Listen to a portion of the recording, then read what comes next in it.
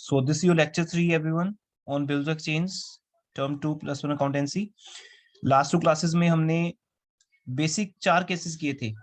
If bill is retained by seller till maturity date, लेकिन ये जरूर लिखना है till maturity date, बिकॉज बीच में वो किसी को दे सकता है. अगर वो नहीं देता, उसको पैसों की रिक्वायरमेंट नहीं ऐसी कोई, तो वो अपने पास ही रखेगा और after the time maturity date पे जाकर 2 मंथ्स 3 मंथ्स के ओवर होने पे वो पैसा बायर से रिसीव करेगा. तो फर्स्ट केस था bill is retained by seller till maturity date. Number 2, bill is discounted with bank. Number 3, bill is endorsed to some creditor for the settlement of debts. कोई हमने पैसा किसी को देना है तो उसका सेटलमेंट कर रहे हैं हम, उसके साथ बिल देकर उसको जो बीआर हमारे पास है डेटर से आया हमारे, वो हमने अपने क्रेडिटर को दे दिया, तो हमारा रोल बीच में से ओवर हो गया. अब हमारा डेटर मींस बायर पेमेंट करेगा हमारे क्रेडिटर को. हमारा रोल खत्म हो गया, ना पैसा लेने की जरूरत है ना देने की जरूरत है. जैसे आपके उसके से चेक आया, वो चेक आपने मुझे दे दिया, तो अब आपको बीच में आपका रोल ओवर हो गया. मैं खुद उससे पैसा ले लूंगा अपने आप ही, मेरे अकाउंट में पैसा उस पर्सन के अकाउंट से निकल के आ जाएगा. फोर्थ है bill send to bank for collection. वो तब है जब आपको लगे कि नियर बाय मेच्योरिटी डेट पे आप अवेलेबल नहीं हो, तो आप बैंक को ये बिल दे सकते हो विद इंस्ट्रक्शंस कि आप ड्यू डेट पे जाकर बायर से पैसा लेके मेरे अकाउंट में डाल दोगे. ये 4 केसेस में कोई डाउट है पहले वो बताइए, if any doubt. Anyone else? No sir. कोई भी बेटा, किसी को भी डाउट हो?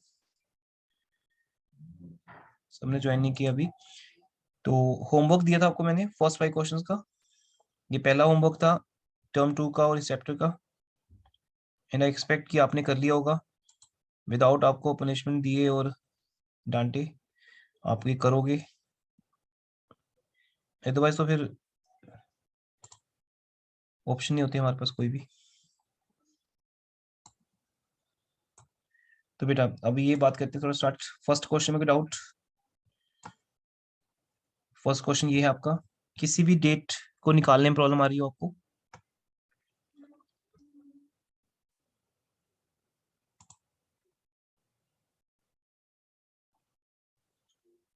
No sir.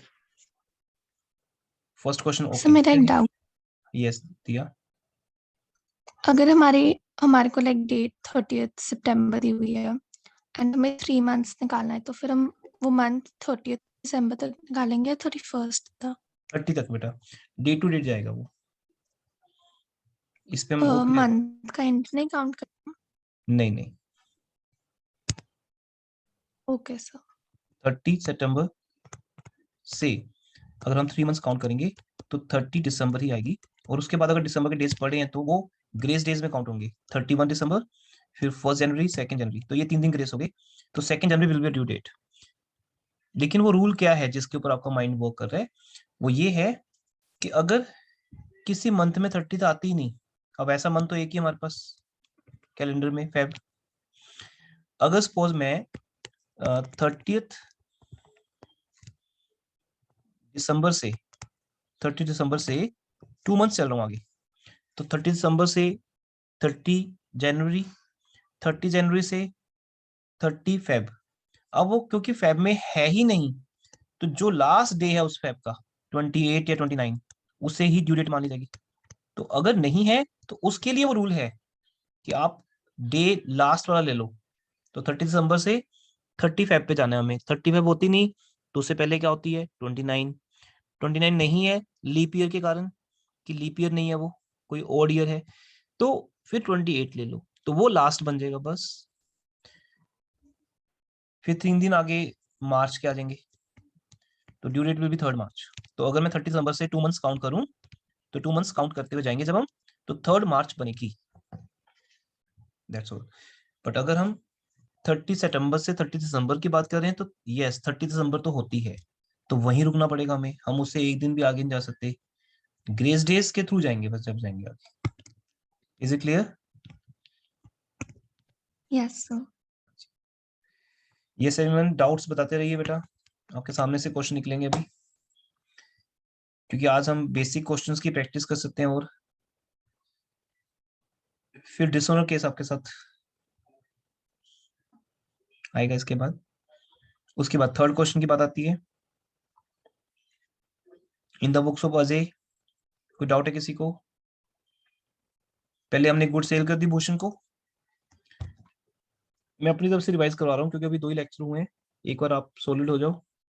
Bhushan debit to sales, हमने भूषण को पहले गुड्स क्रेडिट पे सेल की, फिर भूषण ने एक बीआर एक्सेप्ट कर लिया, लिखा हमने ही होगा, लिखने वाला कौन है? अजय, जिसकी बुक्स बन रही है सेलर। पहले हमेशा सेलर की बुक्स बनानी है आपको, फिर नंबर 2 पे बायर की। बिल रिसीवेबल आ गया हमारे पास भूषण से, इससे भूषण जो हमारी बुक्स में पहले डेटर था, डेबिट था, अब वो कैंसिल हो गया। अब आपको जो पैसा आना है वो बीआर से आने। ड्यू डेट पे जाकर 4 मार्च को आपने बिल रिसीव कर लिया, cash account debit to bills receivable count 10,000।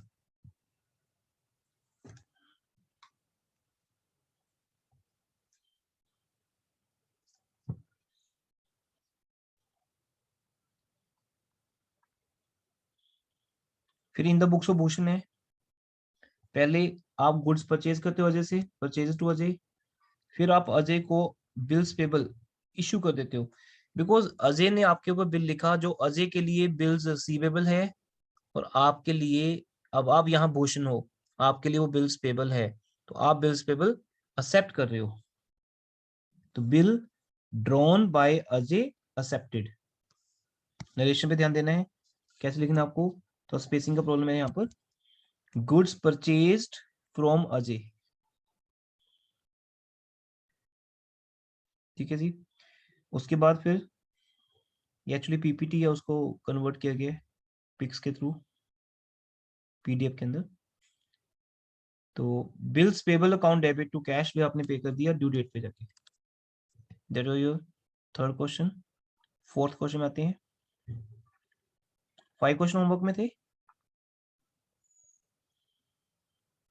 Yes sir. Tarun purchase goods from Arun, same बेटा। अब देखो 3 एंट्री सेम है, स्टैंडर्ड है।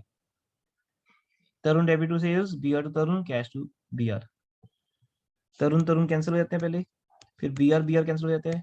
अल्टीमेट हमारी क्रेडिट सेल क्या बन जाती है? Cash cash. सेल। तो ये एक क्रेडिट इंस्ट्रूमेंट है जिसके थ्रू हम क्रेडिट को कैश में कन्वर्ट करते हैं बिना किसी डर के। सेम अरुण से परचेज करना, अरुण को बिल्स पेबल देना, और फिर उसके बाद यहाँ पर bills payable to cash payment करना। अब इस क्वेश्चन में आपको मिलेगा कि ड्यू डेट जो है वो इमरजेंसी हॉलीडे डिक्लेयर होगी, अदरवाइज होती नहीं है। 4th Feb is a normal day in our country, तो 4th फेब को इमरजेंसी हॉलीडे डिक्लेयर हुई किसी रीजन से, तो वो बिल फिर 5th फेब को ड्यू हो गया। अब जैसे लॉकडाउन हुआ था बेटा, एकदम से हुआ था, फिर 2 मंथ्स ओपन ही नहीं हुआ। अब जो बिल सपोज 22 मार्च को पेबल था, लॉकडाउन के कारण वो चला गया जून में जाके, क्योंकि 31 मई तक तो लॉकडाउन रहा ऑलमोस्ट। जून में कुछ ऑफिसेज ओपन हुए, कुछ मई में हुए, तो जैसे जैसे अनलॉक होता गया तो वो अपने आप ही डेट आगे एक्सटेंड होती गई। तो नेक्स्ट डे भी हो सकता है, नेक्स्ट मंथ भी हो सकता है। जब ऑफिसेज ओपन होंगे, मतलब जब वो वर्किंग डे बनेगा, तो वर्किंग डे कभी भी बन सकता है, फिर नेक्स्ट हो सकता है नेक्स्ट डे संडे ही हो, वर्किंग डे ना हो, फिर नेक्स्ट आ जाएगा। तो पब्लिक हॉलीडे अगर है तो वो तो एक दिन पहले है, पर इमरजेंसी अगर थी तो नेक्स्ट डे एक बार डिसाइड हो जाएगा। नेक्स्ट डे अगर किसी रीजन से वर्क ही नहीं रहा तो फिर उसका नेक्स्ट डे रहेगा। गॉट इट ना? अब ये केस आया था एग्जाम में एक बार, मैं आपको वो केस स्टडी बता रहा हूँ। फेब 4 को बिल ड्यू था, नहीं 14 अगस्त का ये क्वेश्चन था, सॉरी 14 अगस्त को बिल ड्यू था, मींस सॉरी 15 अगस्त को बिल ड्यू था।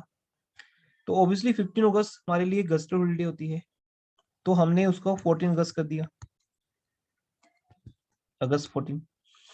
तो जब मेरी ड्यू डेट कैलकुलेट हुई तो 12 अगस्त बनी, 3 दिन ग्रेस डे ऐड करके जब वो 15 अगस्त पे पहुंचा वो केस, तो क्योंकि वो ड्यू डेट 15 अगस्त थी, पब्लिक हॉलिडे थी, तो 14 अगस्त को डिक्लेयर हो गया कि हमें पे करना है।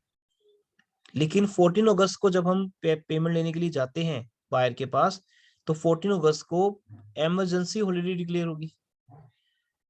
तो अब क्या करेंगे बताइए? तो बिल सर कब पे किया? 16th को। हाँ, तो फिर ऑब्वियसली क्योंकि हमारे पास कोई और बचा ही नहीं कुछ, अब 15 अगस्त को हम जान सकते हैं, एक दिन पहले जाना था, उस दिन इमरजेंसी हॉलिडे आ गई, और इमरजेंसी हॉलिडे का जो नेक्स्ट डे है वो पब्लिक हॉलिडे है। तो कई बार ऐसा होता है, दो चीजें कंसेक्टिवली आ जाती हैं आपके सामने कि 14 अगस्त इमरजेंसी हॉलिडे है, 15 अगस्त पब्लिक हॉलिडे है, तो bill will be due on 16 अगस्त। ये एक्सेप्शंस के कारण है ऐसा। तो यहाँ वन डे बिफोर और वन डे आफ्टर वाला फंडा नहीं है, एक्सेप्शंस और ऑलवेज देयर। तो उस केस में रूल्स चेंज हो जाते हैं। तो अगस्त 16 बिल पे होगा। अदरवाइज सिंपल क्वेश्चन था ये, फोर्थ कर लिया होगा सबने, हो गया होगा आपसे। उसके बाद 15th, फिफ्थ क्वेश्चन।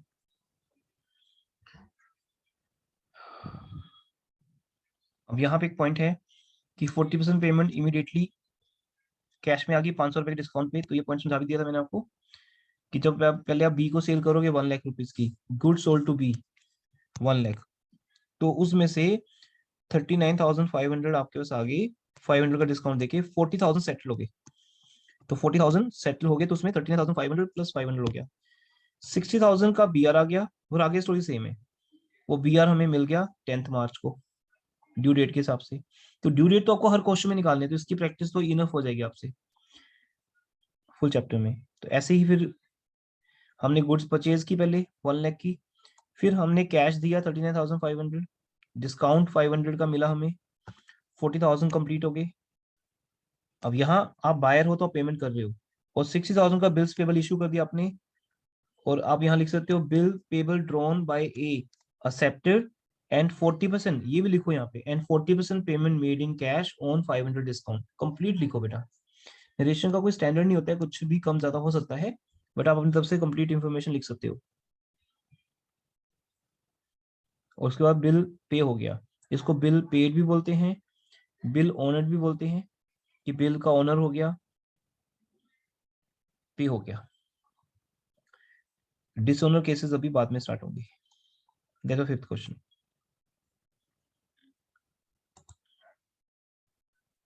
होमवर्क किया है आपने दीपांशु?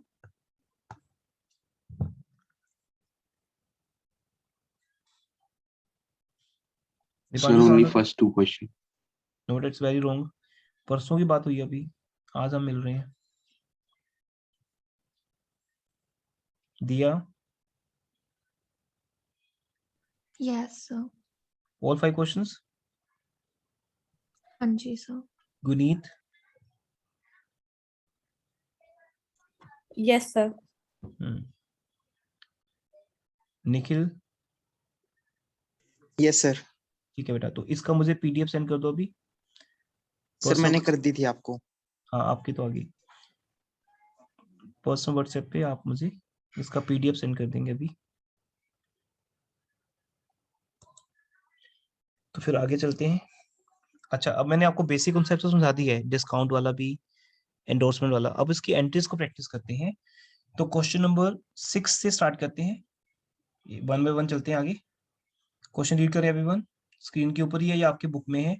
अगर मैच नहीं होता न्यू बुक्स का तो बता देना। एक बार मैं चेक तो कर लिया था, मैच तो सीक्वेंस हो रहा है हमारा।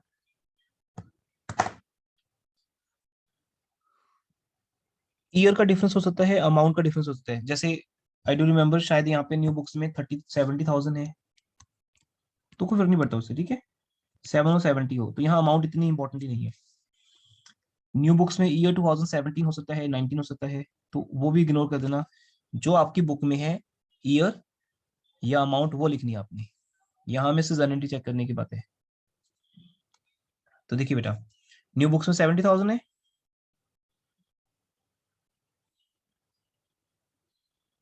Yes, sir. तो first entry Manju debit to sales 70,000, date 5 January, year जो भी आपकी बुक में गिवन है। फिर एक बिल लिखा गया 2 मंथ्स का, सेम डे। और जब नहीं लिखा तो सेम डे ही है बेटा, जबकि डे अलग हो सकता है। बिल हमने 7 जनवरी को लिखा, 2 दिन का हम वेट कर सकते हैं गुड सेल करने के बाद। हो सकता है बात चल रही है कि वो पेमेंट करी दे मे बी 2 दिन के अंदर, तो हो सकता है कि 2 दिन बाद बिल लिखा गया। तो जिस दिन बिल लिखा जाएगा वो डेट आएगी, और वहां से आपका वो 3 मंथ्स 2 मंथ स्टार्ट होंगे from the date of bill. Date of sale important नहीं है यहाँ पे। ऑब्वियसली क्या होता है कि डेट ऑफ सेल पे ही लिखा जाता है, वो बाय डिफॉल्ट हम अज्यूम कर लेते हैं। अदरवाइज डेट ऑफ बिल अलग हो सकती है, उसको इंपॉर्टेंस देना। तो अब यहाँ पे डेट ऑफ बिल सेम रहेगी, हमें बिल रिसीवेबल रिसीव हो जाएगा, bill receivable account debit to Manju, Manju से आ जाएगा 70,000 का। उसके बाद अब यहाँ हमने इस बिल को बैंक को दे दिया। कब दिया बैंक को? जनवरी 5। इमीडिएटली ना, इमीडिएटली हमने वो बिल बैंक को दे दिया। तो बेटा सेम डे दे दिया, तो 70,000, अगर आपकी बुक में 70,000 है तो वो ले लेना। मैं अभी 7,000 ले रहा हूँ एज पर दिस क्वेश्चन। 7,000 का 12%, और ये रेट ऑलवेज पर एनम होता है याद रखना everyone। बेटा पर एनम ऑलवेज इंपॉर्टेंट रहेगा आपके लिए। जब +2 में जाओगे तो वहां और इंपॉर्टेंट बातें आएंगी इसको लेके। पार्टनरशिप फंडामेंटल्स शुरू हो जाएंगे +2 में, जब आपको सोल ट्रेड है, इसके बाद पार्टनरशिप और कंपनीज आएंगी, तो अकाउंट्स का लेवल चेंज हो जाता है। हमें भी बहुत एडवांस लेवल पे जाके टीच करना पड़ता है, बहुत ज्यादा पैशनेट होकर। अगर आप +2 में जाओगे तो आपको टीचिंग ज्यादा इंटरेस्टिंग मिलेगी। आप अगर किसी भी +2 क्लास में आओ या उसका रिकॉर्डिंग देखो, तो वहाँ बहुत ज्यादा पैशनेट होना पड़ता है, बहुत ज्यादा ड्रामा करना पड़ता है, बहुत ज्यादा बातें करनी होती हैं, तब जाके वो चीजें बहुत ईजी होती हैं आपके लिए। नॉर्मल टीचिंग नहीं हो सकती वहाँ पे। यहाँ +1 की टीचिंग अगेन नॉर्मल है, क्योंकि यहाँ अगर एक बार समझा दी, अब जैसे मैंने एक बार समझा दी, अब ये बोरिंग हो जाएगा मेरे लिए भी और आपके लिए भी। सेम सेम सेम सेम आता रहेगा। +2 में हर क्वेश्चन डिफरेंट है। अगर 10 क्वेश्चन है, 10 के डिफरेंट है, और एक चैप्टर में 90 क्वेश्चन है, 100 क्वेश्चन है, 100 के अंदर डिफरेंट है। तो इट मीन चाहे वो टफ हो या डिफिकल्ट हो, वो बात नहीं है, इंटरेस्ट क्रिएट रहता है दोनों पार्टीज का।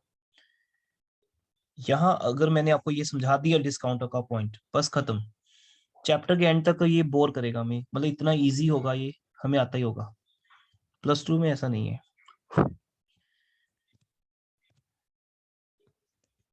वहां 90 क्वेश्चन तक टीचिंग चलती है। 7,000 का 12% कितने मंथ्स का? कितने मंथ्स का? 2 मंथ 2 2 मंथ्स। मंथ्स। अब इसमें चेंज क्या आएगा बेटा? वो ये आएगा कि अब हम किसी क्वेश्चन में Feb 5 को जाएंगे बैंक के पास, हम 1 मंथ लेट जाएंगे। तो अगर हम 1 मंथ लेट जा रहे हैं तो ऑब्वियसली 1 महीना खत्म हो गया। देखो ना, 2 महीने का टाइम था, तुम 1 महीना लेट जा रहे हो तो 1 महीना ही रह गया ना। एक सिंपल सी बात है वो तो लाइफ की। अगर किसी भी चीज में 2 महीने आपको दिए जाएं तो 1 महीना लेट जाओगे तो 1 महीना ही रह गया। तो फिर 1 मंथ का इंटरेस्ट लगेगा वहां, तो 70 रुपीज इंटरेस्ट आएगा।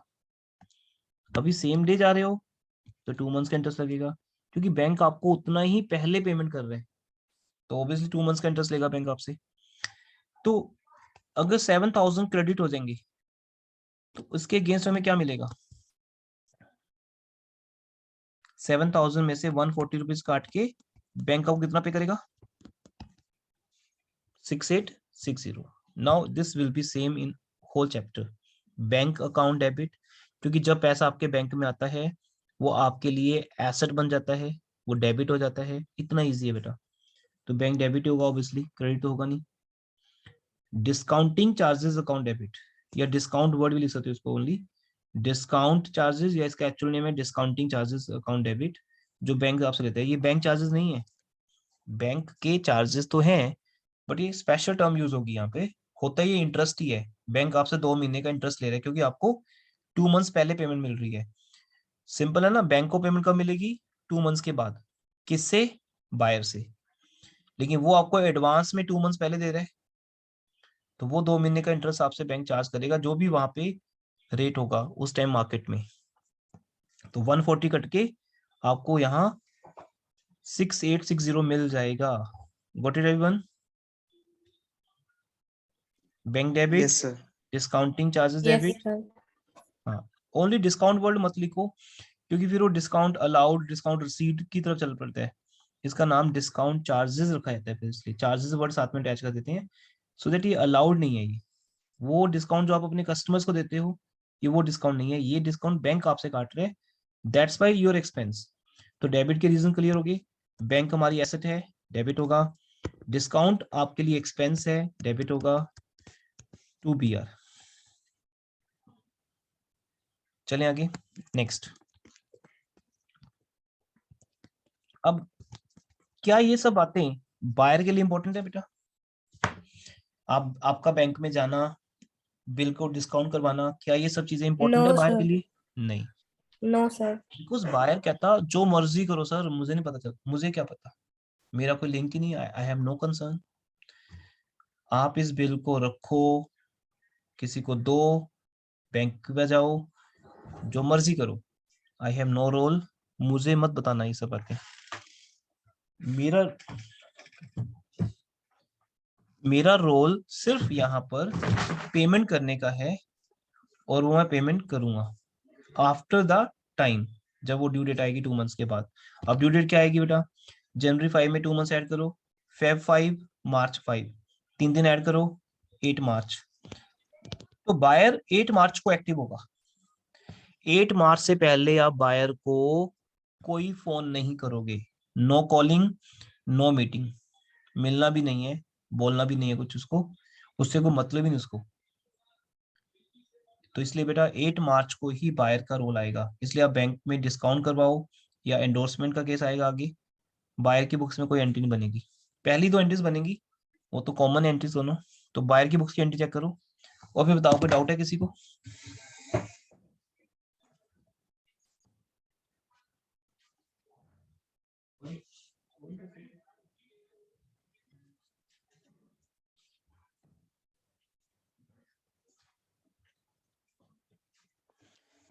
बायर की बुक्स में कोई चेंज मिला बेटा आपको? वही सेम है? Yes, sir.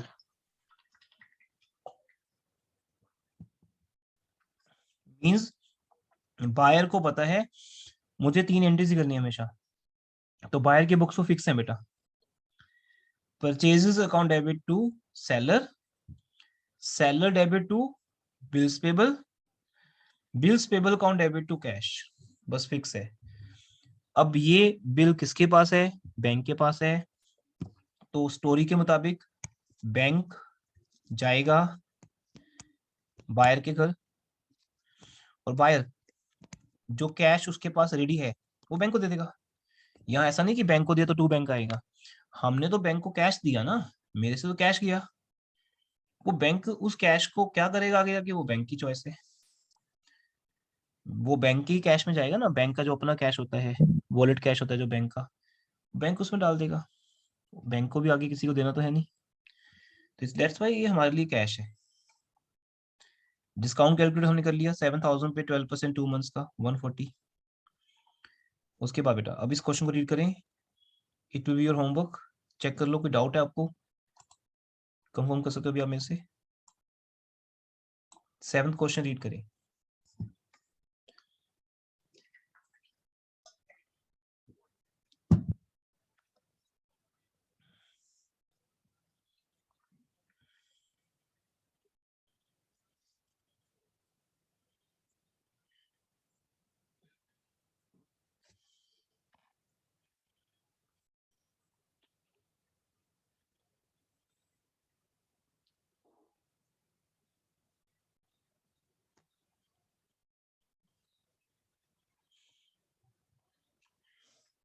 हो जाएगा ना, कुछ इंपॉर्टेंट नहीं इसमें भी, सेम है।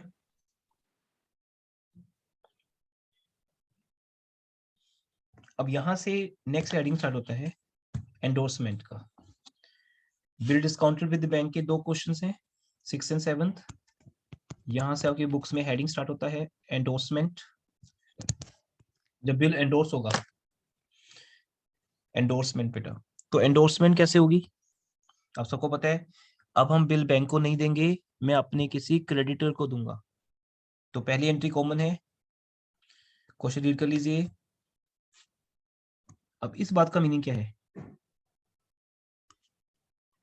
Yes, anyone?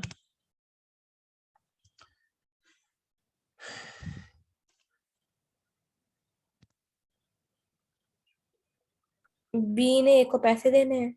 Yes, good. B ने ए को पैसे देने हैं। बी ओड 51,000 टू ए। अगर बी ने ए को पैसे देने हैं बेटा, तो बी बायर हो गया, ए सेलर हो गया। बट यहां सेल परचेज की एंट्री नहीं है। Got it? बिकॉज वो पहले हो चुकी है, वो 15 जनवरी से पहले हो चुकी है, उसकी इंफॉर्मेशन हमारे पास नहीं है, तो मैं सेल और परचेज की एंट्री नहीं बनाऊंगा यहाँ पर। नो, सीधी पैसा आने की या बीआर आने की एंट्री होगी। बी ने ए को पैसे देने हैं, किस चीज के देने हैं, कब क्या हुआ था, इसमें आपका कोई कंसर्न नहीं है। उसके लिए क्या हुआ वो कंसर्न है। He accepted, he means B. तो यहां से भी क्लियर हो जाता है कि बी बायर है, क्योंकि एक्सेप्ट करने वाला, ये बात बेटा बहुत इंपॉर्टेंट है, समझ लीजिए बात ध्यान से। एक्सेप्टर हमेशा बायर होता है। Who accept the bill, bill draw करने वाला सेलर होता है। तो वहां से पहचान आई थी कि who is seller, who is buyer. अगर लिखा होता है A draws a bill on B, तो ए इज ए सेलर, या bill is accepted by B, तो बी इज ए बायर। तो 5,000 का बिल 2 मंथ्स के लिए ए ने ड्रॉ किया, तो सिंपल ए की बुक्स में B R account debit to B. लेकिन आप देख रहे हो ध्यान से, अब ये यहाँ पर कंसंट्रेशन मैटर करती है आपकी, कि जो बिल है वो 5,000 का है, जबकि बी से हमने लेना था 5,100। इट मींस यहाँ इन फुल सेटलमेंट है, तभी तो यहाँ पे वर्ड है ना, in full settlement.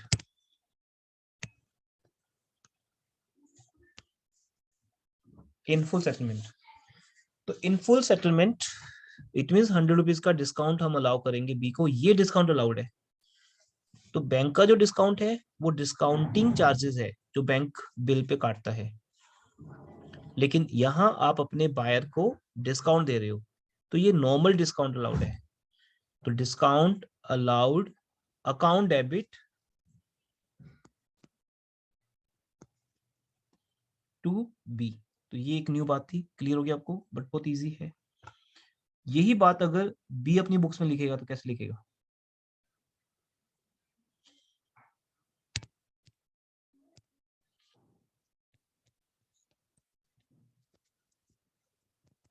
Ji, B एक बायर है, अगर बी अपनी बुक्स में लिखेगा तो कैसे लिखेगा इस बात को?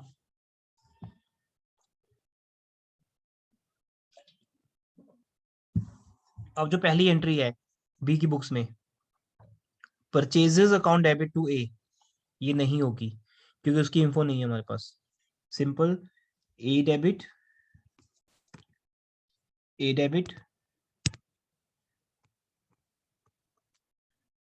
To bills payable. Bills payable 55,000 का है, बी के लिए वो बिल्स पेबल है, ये बात क्लियर आपको ना। ए के लिए बिल्स रिसीवेबल है, बिल्स लिखना आपको, बिल नहीं लिखना, BILLS, bills payable account debit, sorry credit to discount received account. तो नरेशन वही रहेगा, bill drawn by A accepted, but हमें डिस्काउंट मिल गया, ये भी लिख सकते हो। In full settlement of ₹100 discount, या इन फुल सेटलमेंट वर्ड लिख दो ओनली, चलेगा। जितनी इंफॉर्मेशन ज्यादा लिखोगे उतना बेटर है नरेशन में। तो A debit to bills payable account to discount received account. आगे ए ने क्या किया, अब वो स्टोरी ए की है। ए ने क्या किया, क्या लिखा बेटा आगे? अब नेक्स्ट में आ जाओ। On 18th January A endorsed the bill to his creditor C. It means ये एंडोर्समेंट केस हो गया। अब ए की बुक्स में क्या एंट्री होगी, ये अब फर्स्ट टाइम कर रहे हैं अभी हम। सी को ए डेबिट कर देगा, बिकॉज बेटा सी उसका क्रेडिटर है, और जब आप अपने क्रेडिटर को पेमेंट करते हो तो ऑब्वियसली आप क्रेडिटर का, ऑब्वियस है ना, अपने क्रेडिटर का अकाउंट डेबिट करोगे, तभी वो राइट ऑफ होगा आपके बुक्स में से। C debit to bills payable account. अब यहाँ देखो, यहाँ आपका बिल्स रिसीवेबल, शायद मैंने पेबल बोल दिया, यहाँ आपका बिल्स रिसीवेबल कैंसिल हो जाएगा, है ना। बिल्स रिसीवेबल जो पहले डेबिट था, मीन जो आपकी एसेट था, अब वो आपकी एसेट नहीं है, ये किसी और की एसेट है अब। तो आपने उसे एंडोर्स मींस ट्रांसफर कर दिया, तो बिल्स रिसीवेबल कैंसिल हो जाएगा आपकी बुक्स में से, क्रेडिट हो जाएगा और सी डेबिट होगा, C debit 5000, C debit to bill receivable account. Got it?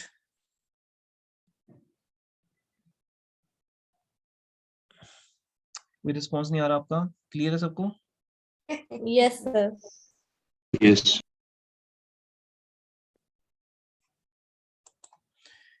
अब अगर बोलते हैं कि सी की बुक्स भी बनाओ, क्योंकि यहाँ क्या लिखा है बेटा, pass journal entries in the books of A B C, जिसकी भी बुक्स बनाने को बोलेंगे वो 3 बुक्स ही बनती है मोस्टली, सेलर, बायर, एंडोर्सी।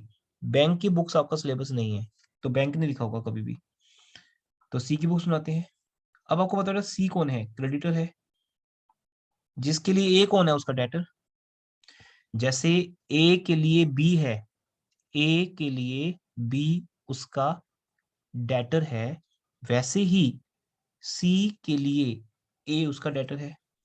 तो सी को पेमेंट ए से आएगी, चाहे बीआर की फॉर्म में आए, कैश फॉर्म में आए, चेक आए।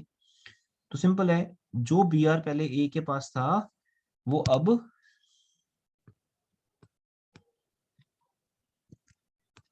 किसको मिल गया, सी को मिल गया।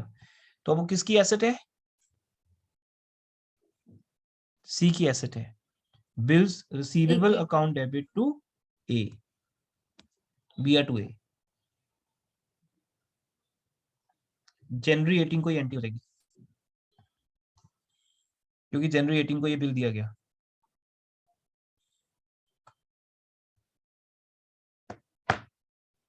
इसके बाद ड्यू डेट क्या आएगी बताइए?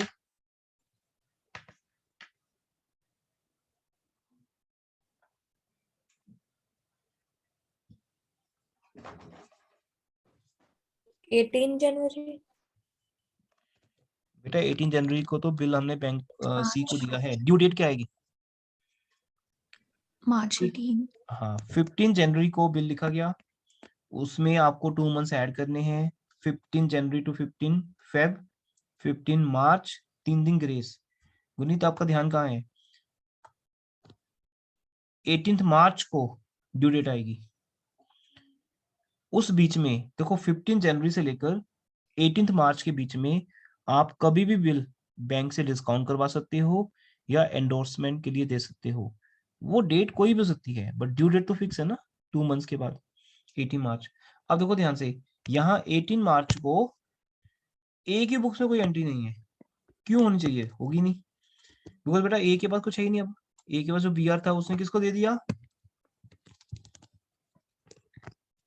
सी सी को दे को। दिया। तो ए अपनी पेमेंट रिसीव कर चुका है एक तरह से सी के अगेंस्ट, क्योंकि उसका सी का अमाउंट सेटल हो गया उतने से। जैसे सपोज मैंने आपसे फीस लेनी है 10,000, पर मैंने किसी को देनी है 10,000, तो मैंने उससे आपकी बात करवा दी कि बेटा आप ना ये फीस मेरे को देने की बजाय इनको दे देना, तो मेरे को तो रिसीव होगी ना एक तरह से, जब आपने ओके बोल दिया उन्होंने ओके बोल दिया, तो मेरा सेटल हो गया हिसाब। तो मेरा मेच्योरिटी डेट पे कोई रोल है ही नहीं, आगे जाके आएगा जब बिल डिसऑनर होगा, क्योंकि एग्जाम में तो डिसऑनर केस ही आना है। ये तो हम पहले उसके लिए वहां तक पहुंचने के लिए ट्रेनिंग ले रहे हैं कि वहां तक की एंट्रीज हमें समझ आएंगी, तभी तो डिसऑनर की एंट्री पास होगी। सो रोल किसका है, 2 लोगों का, बायर का रोल है और एंडोर्सी का रोल है। तो बायर का क्योंकि ड्यूटी है यहाँ पे पे करना, 18 मार्च को आकर बेटा बायर पेमेंट कर देगा, bills payable account debit to cash, 5,000 का बायर पेमेंट कर रहे हैं यहाँ पर, bills payable account debit to cash. 18 March को बायर की बुक सेम है वही जैसे है थी, यहाँ भी देखो बायर को कोई फर्क नहीं पड़ा, वही 3 एंट्रीज आपके पास बायर की बुक्स में है। Purchases account debit to A, जो यहाँ नहीं थी entry, A debit to bills payable, discount मिल सकता है वहां पर, वो अलग बात है। फिर बिल्स पेबल टू